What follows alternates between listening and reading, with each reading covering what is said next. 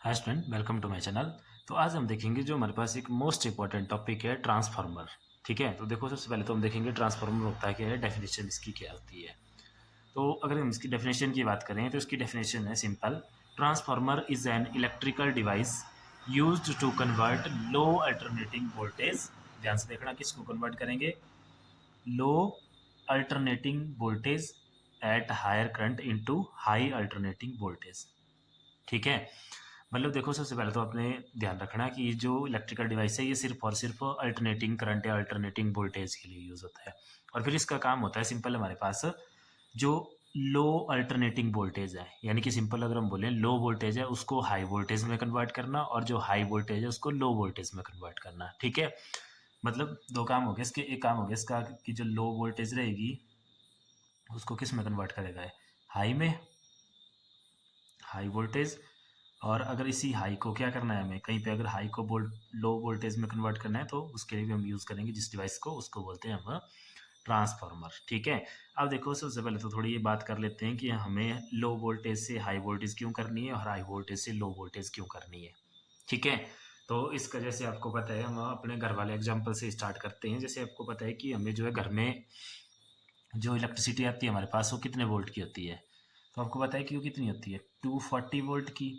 और आपको पता है कि ये आ कहाँ से रही है, तो पावर प्लांट से। जैसे कोई भी पावर प्लांट है आपका कहीं दूर जाके, वहाँ से आ रही है। अब देखो कितनी आ रही है, 240 की आ रही है। तो अगर मान लो 240 की हमें घर में चाहिए, और मान लो हमने उसी पावर प्लांट से जो है 240 की ट्रांसमिट की वहाँ से घर के लिए। तो फिर रास्ते में क्या है, जैसे वायर के थ्रू आ रही है तो आपको पता है वायर में कोई हीटिंग इफेक्ट होगा, कोई और उसमें बहुत सारे लॉसेस होंगे। तो उसकी वजह से क्या होगा, अगर मान लो 240 वहाँ से सेंड की हुई है तो घर आते आते वो बहुत कम हो जाएगी, हमारे घर तक पहुँचते पहुँचते 240 नहीं रहेगी। ठीक है, मतलब उसमें कुछ लॉस हो जाएगा, बहुत सारा लॉस तो होना ही है। वायर में हीटिंग इफेक्ट में कुछ लॉस होगी। ठीक है, और भी बहुत सारे ऐसे लॉस होते हैं। तो फिर क्या करते हैं उसके लिए, देखो उसके लिए हम वहाँ से इसको हाई वोल्टेज में सेंड करते हैं, हाई वोल्टेज में ट्रांसमिट करते हैं। फिर हाई वोल्टेज आएगी, फिर जैसे घर के पास पहुँच गई, फिर उसके बाद अब जब हाई सेंड की वहाँ से, तो जब वो घर के पास पहुँचेगी तो वो भी बहुत ज़्यादा हाई रह जाएगी वहाँ पे। उतनी हाई हम जो है घर में यूज़ नहीं कर सकते। तो फिर उसके लिए क्या करते हैं, हम उसको लो करते हैं। तो पहले सबसे स्टार्टिंग में जो लो वोल्टेज वहाँ पे प्रोड्यूस होगी ट्रांसमिशन से पहले, उसको हाई में कन्वर्ट करेंगे। फिर जब घर में सप्लाई देने से पहले जो हाई वोल्टेज आई होगी उसको लो में कन्वर्ट करेंगे, उसके बाद जो है घर में सप्लाई दी जाएगी। अब देखो आपको इसमें थोड़ा सा आइडिया हो गया होगा कि ट्रांसफार्मर क्या होता है। तो अब देखते हैं इसकी कंस्ट्रक्शन कि ये बनता किस तरह से है या इसमें क्या क्या यूज़ होता है। ठीक है, तो देखो अगर हम इसकी कंस्ट्रक्शन में देखें तो एक हमारे पास सॉफ्ट आयरन का लेमिनेटेड कोर होता है। ठीक है, सॉफ्ट आयरन का एक इस तरह का पीस होता है रेक्टेंगुलर शेप में, इस तरह से।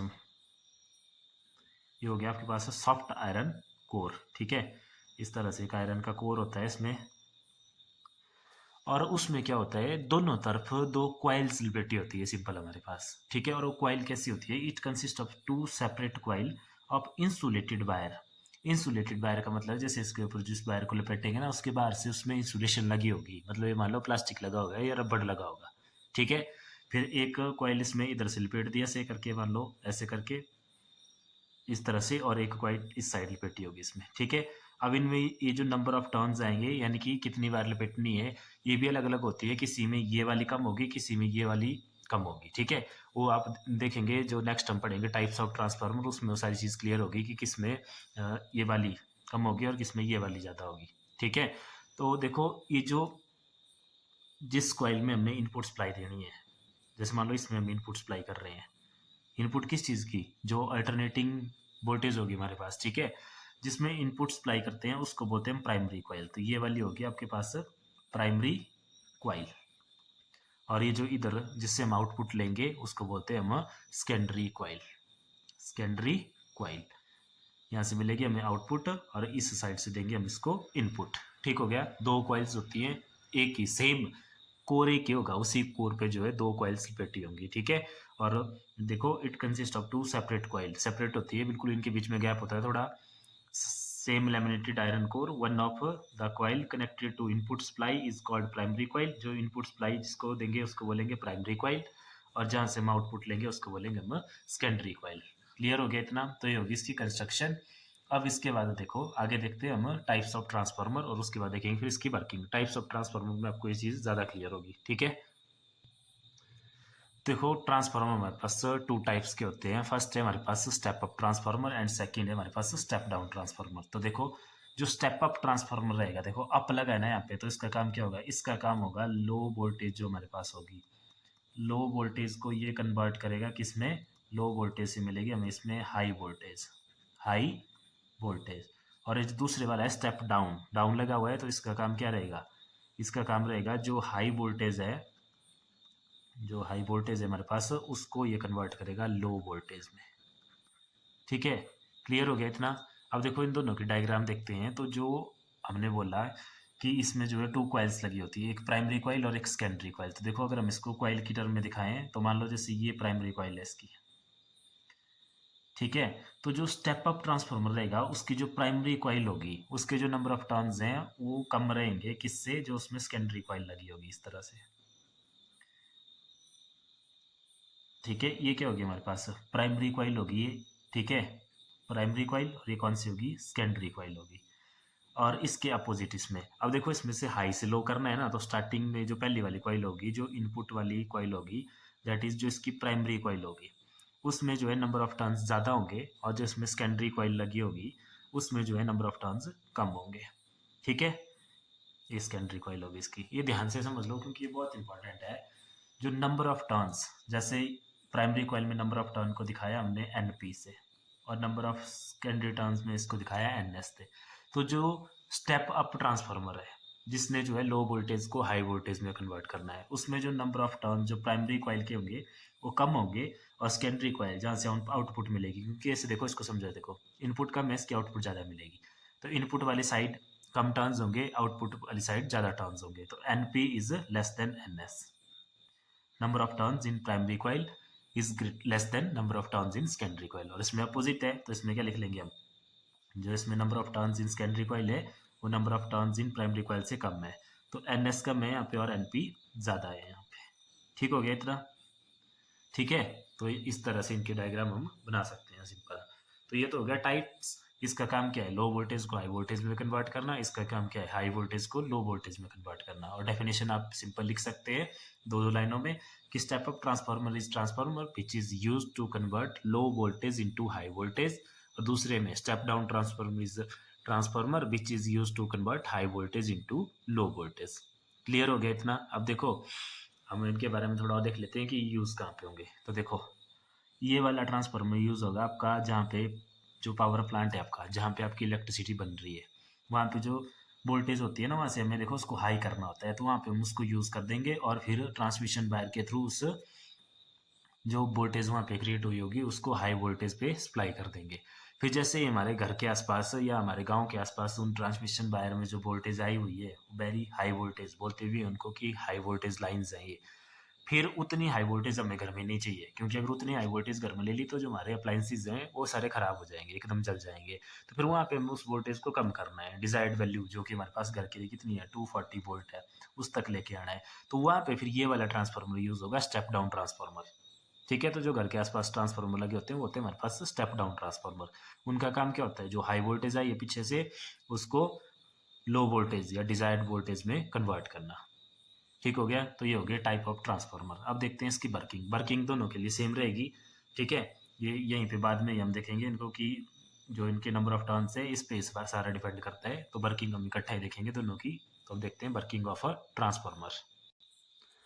तो देखो वर्किंग से पहले देखते हैं इसका प्रिंसिपल। तो प्रिंसिपल क्या है ट्रांसफार्मर का? बिल्कुल सिंपल है। Transformer works on the principle of mutual induction. तो म्यूचुअल इंडक्शन याद करो। म्यूचुअल इंडक्शन क्या थी कि that is induced EMF is produced in the coil when changing current is flow nearby coil। कि जो आपके पास देखो डायग्राम से समझते हैं, ये है ना हमारे पास प्राइमरी कॉइल।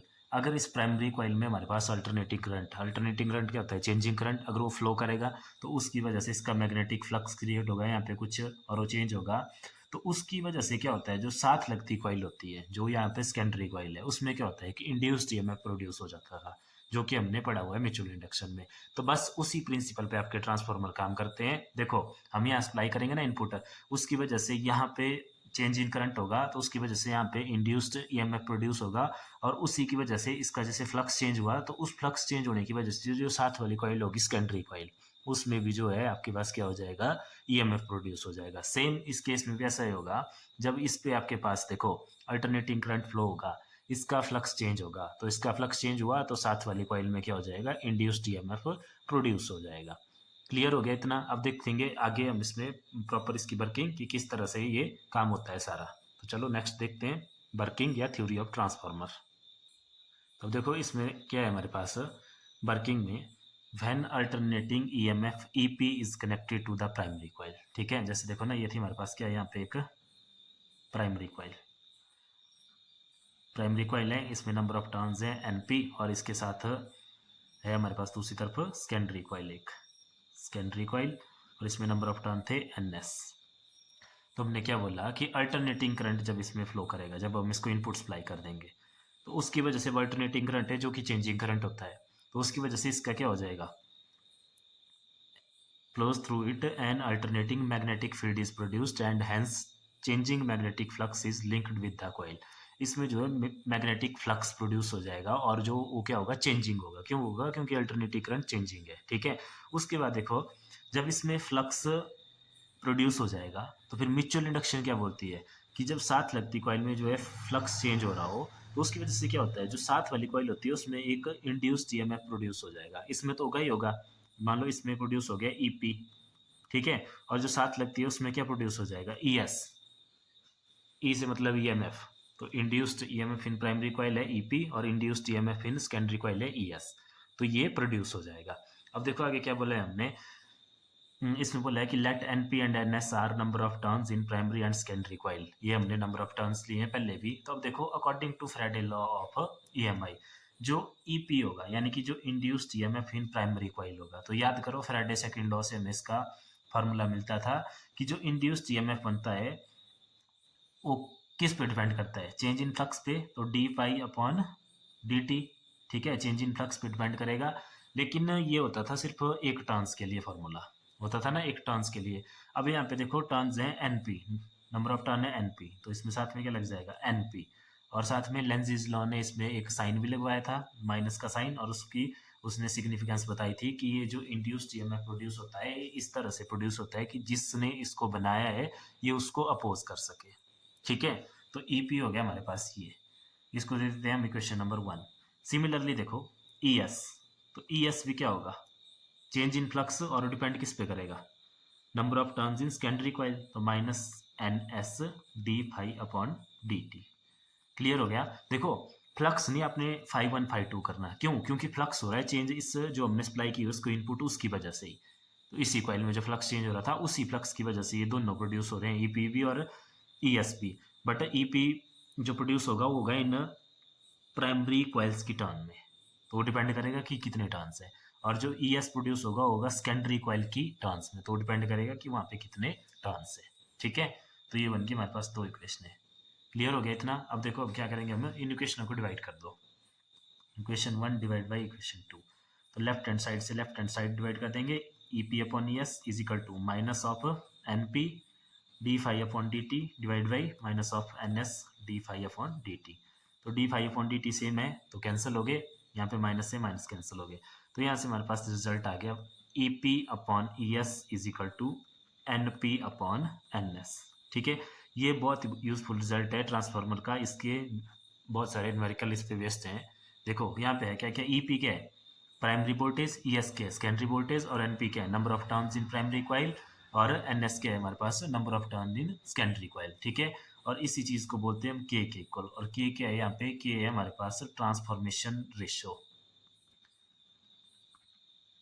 ट्रांसफॉर्मेशन रेशियो बोलते हैं इसको। ठीक है, तो ये के हमारे पास ट्रांसफॉर्मर रेशियो। अब देखते हैं इनको स्टेप अप और स्टेप डाउन ट्रांसफॉर्मर के लिए कि कैसे कैसे चीज़ें चेंज होगी हमारे पास। रिजल्ट तो ये आ गया, ये कॉमन रिजल्ट है जो दोनों में यूज़ होगा। ठीक है, तो अब देखते हैं इसको नेक्स्ट, पहले देखेंगे स्टेप अप के लिए, फिर देखते हैं स्टेप डाउन के लिए। तो देखो जो इक्वेशन आई हमारे पास ये हमने यहाँ पे लिख ली ट्रांसफॉर्मर की इक्वेशन। अब देखो for step up transformer, step up transformer. तो स्टेप अप ट्रांसफार्मर मैं क्या बताया आपको कि उसमें जो नंबर ऑफ सेकेंडरी कॉइल हैं वो ज़्यादा होते हैं नंबर ऑफ प्राइमरी कॉइल से। ठीक है, जो टर्न्स इन प्राइमरी कॉइल है उसमें कम होते हैं और सेकेंडरी कॉइल में ज़्यादा होते हैं। तो अब यहाँ से देखो, अगर एन एस जो है ग्रेटर देन है एन पी के, ठीक है, तो इसका मतलब है जब भी आप एन एस को डिवाइड करेंगे एन पी से तो वैल्यू क्या रहेगी, वन से बड़ी रहेगी ना हमेशा, क्योंकि देखो ऊपर बड़ी वैल्यू आएगी यहाँ पे और नीचे छोटी वैल्यू आएगी, तो बड़ी वैल्यू जब भी छोटी वैल्यू से डिवाइड होती है तो आंसर क्या रहता है हमेशा वन से बड़ा। तो इसका मतलब है जो के की वैल्यू आ रही है इस केस में दैट इज के क्या आ रहा है इसमें ग्रेटर देन वन। तो अगर के ग्रेटर देन वन आ रहा है तो ये ई एस और ई पी भी क्या है हमारे पास, ऐसे सीधे लिख सकते हैं E S upon E P, ये भी क्या आएगा हमारे पास ग्रेटर देन वन। तो ग्रेटर देन वन आ रहा है तो देखो ई एस ई पी अगर ग्रेटर देन वन आ रहा है तो इसका मतलब है ये जो ई एस है ये भी बड़ी वैल्यू रही होगी और ये ई पी छोटी वैल्यू से डिवाइड हो रही होगी, तब इसका आंसर क्या आ रहा है ग्रेटर देन वन। या सिंपल इसको इस तरफ ले आओ, ई S is greater than E P. तो देखो ई एस क्या थी हमारे पास, आउटपुट थी ना, आउटपुट वोल्टेज, आउटपुट वोल्टेज तो ये ज़्यादा आ रही है इसमें किससे, इनपुट वोल्टेज से, इनपुट वोल्टेज से। और यही तो काम था देखो उसका, किसका, स्टेप अप ट्रांसफार्मर का, कि जो लो वोल्टेज थी उसको वो हाई में कन्वर्ट कर रहा था। ठीक है, तो ये यहाँ से देखो प्रूव हो गया। और अब देखते हैं स्टेप डाउन के लिए। तो देखो for step down transformer, step down transformer, तो स्टेप डाउन ट्रांसफार्मर में क्या था, जो प्राइमरी कॉइल में टर्न्स थे वो ज़्यादा थे और सेकेंडरी में क्या थे, कम थे। ठीक है, ऐसे भी लिख सकते हैं इसको, और या तो ऐसे लिख लो कि एन एस क्या है इसमें कम है और एन पी ज़्यादा है। तो अब अगर एन एस कम है और एन पी ज़्यादा है तो देखो ये लिखा ना, तो इस इक्वेशन से देखो आप, ये जो इक्वेशन है मेरे पास यहाँ पे N S upon N P, N S क्या हो गया अब हमारे पास, यहाँ लिखता हूँ देखो स्टेप डाउन के लिए, एन एस क्या है, कम है एन पी से, तो ऊपर वाली वैल्यू छोटी है नीचे वाली वैल्यू बड़ी है, तो इसका आंसर क्या आएगा, तो this implies E S upon E P क्या रहेगा, अगर ऊपर वाली वैल्यू छोटी है नीचे वाली वैल्यू बड़ी है तो इसका आंसर क्या रहेगा हमेशा वन से छोटा। जब आप छोटी वैल्यू को डिवाइड करेंगे बड़ी वैल्यू से तो आंसर क्या रहेगा हमेशा वन से छोटा रहेगा। ठीक है, तो इसका मतलब है यहाँ पे जो ई एस है देखो वो क्या रहा, छोटा रहा ई पी से। अब ई पी क्या है, इनपुट वोल्टेज, और ई एस क्या है, आउटपुट वोल्टेज। तो देखो यहाँ से वो चीज़ क्लियर होगी कि जो स्टेप डाउन ट्रांसफार्मर है उसमें जो इनपुट वोल्टेज रहती है वो क्या होती है, ज़्यादा होती है, और जो आउटपुट वोल्टेज होती है वो कम बनती है। तो मतलब जो हमने बोला था उसमें कि स्टेप डाउन ट्रांसफार्मर का काम होता है वोल्टेज को कम करना, तो देखो इनपुट वोल्टेज ज़्यादा थी और आउटपुट हमें वहाँ से कम मिल रही थी। क्लियर हो गया, तो ये होगी हमारे पास। तो यहाँ से देखो इसके रिजल्ट भी याद रख सकते हैं कि जो हमारे पास स्टेप अप ट्रांसफार्मर है उसके लिए जो ट्रांसफॉर्मेशन रेशियो होती है वो ऑलवेज ग्रेटर देन वन होती है, और दूसरे के लिए ऑलवेज, इसमें देखो के की वैल्यू क्या है, लेस देन वन आई, ट्रांसफार्मर ट्रांसफॉर्मेशन रेशो की वन से छोटी होती है। ठीक है, ये एमसीक्यू वगैरह में आपसे पूछा जाता है। तो ये तो हो गया हमारे पास इसके स्टेप अप और स्टेप डाउन ट्रांसफार्मर। अब देखो एक कंसेप्ट और होता है इसमें पावर का। ठीक है, तो पावर क्या है हमारे पास सिंपल इसमें, तो जो ट्रांसफार्मर की पावर होती है, वैसे जो आइडियल ट्रांसफार्मर है, ठीक है, उसके लिए ये इनपुट पावर, जो इनपुट की पावर रहती है वो बिल्कुल इक्वल होनी चाहिए आउटपुट की पावर के, आउटपुट पावर। ठीक है, तो पावर का फॉर्मूला क्या होता है, current into voltage into current, यही होता है ना, V I power is equal to V I लिखते थे आप ओम्स लॉ से। तो यहाँ पे देखो इनपुट पावर, तो इनपुट वोल्टेज थी यहाँ पे ई पी और इनपुट करंट होगी आई पी, और उसी तरह से हमारे पास इसकी जो आउटपुट पावर रहेगी तो आउटपुट वोल्टेज थी ई एस और करंट हो गया ये हो जाएगी आई एस, तो ये भी क्या होना चाहिए, इक्वल होना चाहिए। तो अगर ये इक्वल है तो यहाँ से देखो, अगर हम इस ई पी को ई एस को इधर ले आए तो E P upon E S is equal to I S upon I P हो गया। ठीक है, क्लियर, तो एक इक्वेशन ये आ गई यहाँ से। अब देखो यहाँ से हम क्या वेरीफाई कर सकते हैं, यहाँ से हमने स्टार्टिंग में डेफिनेशन में एक बात लिखी थी कि जो ट्रांसफार्मर होते हैं जब वो हाई वोल्टेज को लो वोल्टेज में कन्वर्ट करते हैं तो उस टाइम करंट बढ़ जाती है, और जब वो लो वोल्टेज को हाई वोल्टेज में कन्वर्ट करते हैं तो उस टाइम करंट बढ़ जाती है, और जब हाई वोल्टेज उस टाइम डिक्रीज हो जाती है। ठीक है, लिखिए ना डेफिनेशन स्टार्टिंग में। तो अब देखो ये चीज़ यहाँ से कैसे क्लियर है, देखो इस इक्वेशन को, ये दोनों पावर तो सेम रहनी है, ठीक है, मतलब जो उसमें वोल्टेज और करंट रहेगी उसका जो मल्टीप्लिकेशन है वो तो सेम रहना है। तो सेम कैसे पॉसिबल है वो? अगर देखो ई पी की वैल्यू कम हो रही है, यहाँ पे ई की वैल्यू कम हो रही है तो किसको बढ़ना पड़ेगा? आई पी को बढ़ना पड़ेगा ना। ठीक है, क्यों बढ़ना पड़ेगा? क्योंकि इन दोनों की मल्टीप्लिकेशन सेम रहनी चाहिए जितनी ई एस और आई एस की है। तो अगर कोई ट्रांसफार्मर ई पी को कम कर रहा है तो वहाँ आई पी बढ़ जाएगा। अब ई पी क्या है? ई पी है उसकी इनपुट वोल्टेज। तो अगर इनपुट वोल्टेज कम हो रही है तो वहाँ पे हमारे पास जो उसकी इनपुट करंट थी वो बढ़ेगी। तो इसका मतलब क्या हुआ? जो हमने डेफिनेशन लिखी थी स्टार्टिंग में, क्या डेफिनेशन लिखी थी देखो ट्रांसफार्मर में, कि एक ऐसा इलेक्ट्रिकल डिवाइस है जो अल्टरनेटिंग वोल्टेज, लो अल्टरनेटिंग वोल्टेज को कन्वर्ट करता है हाई अल्टरनेट वोल्टेज पे, और जब वो कन्वर्ट करता है तो उस टाइम करंट को लो कर देता है। तो देखो मान लो ये है इसमें ई पी और आई एस, इनपुट वोल्टेज और इनपुट करंट, इसको कन्वर्ट कर दिया इसने इसमें ई एस में, मतलब बढ़ा दिया। स्टेप अप ट्रांसफार्मर की बात कर रहे हैं हम, ठीक है। तो अगर ये चीज़ बढ़ी है ना तो कम किसको होना पड़ेगा? इस ई आई एस को। क्यों कम होना पड़ेगा? क्योंकि इन दोनों का मल्टीप्लिकेशन क्या रहना चाहिए? सेम रहना चाहिए। ऐसे समझ लो कि मान लो इनपुट वोल्टेज है, मान लो 2000 वोल्ट है या 200 वोल्ट है, और करंट मान लो उस टाइम में वहाँ पे 10 एम्पियर है, तो इनका मल्टीप्लिकेशन कितना आया? 2000। तो अब इधर वोल्टेज बढ़ रही है, तो वोल्टेज जैसे मान लो वोल्टेज बढ़ा दी हमने इसमें 400, तो 400 कर दी, बट इनका मल्टीप्लिकेशन कितना रहना चाहिए? 2000 ही रहना चाहिए। तो जो इधर करंट होगी, अब उस करंट को कितना होना पड़ेगा कि हमारे पास यही आए, तो उसको होना पड़ेगा हमारे पास देखो 5 एम्पियर। तो यहाँ से वो चीज़ भी वेरीफाई हो जाती है जो हमने स्टार्टिंग में लिखी थी। ठीक है, तो ये थी हमारे पास पावर। अब एक और चीज़ रहती है इसमें ट्रांसफार्मर की, वो है हमारे पास एफिशिएंसी। तो एफिशिएंसी क्या होती है? देखो ट्रांसफार्मर की एफिशिएंसी, तो एफिशिएंसी की डेफिनेशन है output power divide by input power. ठीक है, ratio of output power into input power, और इसको डिनोट करते हैं निट्टा से। Eta is equal to output power divide by input power. तो अभी देखो हमने यहाँ से क्या बोला कि इनकी पावर सेम रहनी चाहिए। ठीक है, that is E S, output power क्या है? E S I S upon E P I P बराबर रहनी चाहिए। तो अगर सेम रहेगी तो फिर जो आइडियल ट्रांसफार्मर है उसी केस में ये पॉसिबल हो पाता है। तो उसकी एफिशिएंसी तो देखो क्या आएगी, सेम चीज़ से सेम चीज़ कैंसिल हो रही है तो एफिशिएंसी आएगी 1। दैट इज़ अगर परसेंटेज में लिखें तो 100%। बट ये सिर्फ आइडियल ट्रांसफार्मर के केस में ऐसा होता है। बाकी जो रियल ट्रांसफार्मर है हमारे पास, उनमें जो ये एफिशिएंसी है वो रहती है हमारे पास, वेरी करती है ये 90 से लेके 99% तक। 100% हमें किसी में नहीं मिलती है।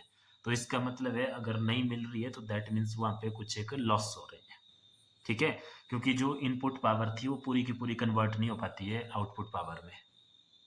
तो उसका मतलब है वो कहाँ गई? थोड़ी बहुत लॉस हुआ है कुछ ना कुछ वहाँ पे। तो हमारे पास इस ट्रांसफार्मर में कुछ लॉस भी हैं, तो उनकी वजह से जो पावर कुछ कम हो जाती है। ठीक है, तो इस वीडियो में इतना ही, बाकी देखेंगे हम नेक्स्ट वीडियो में।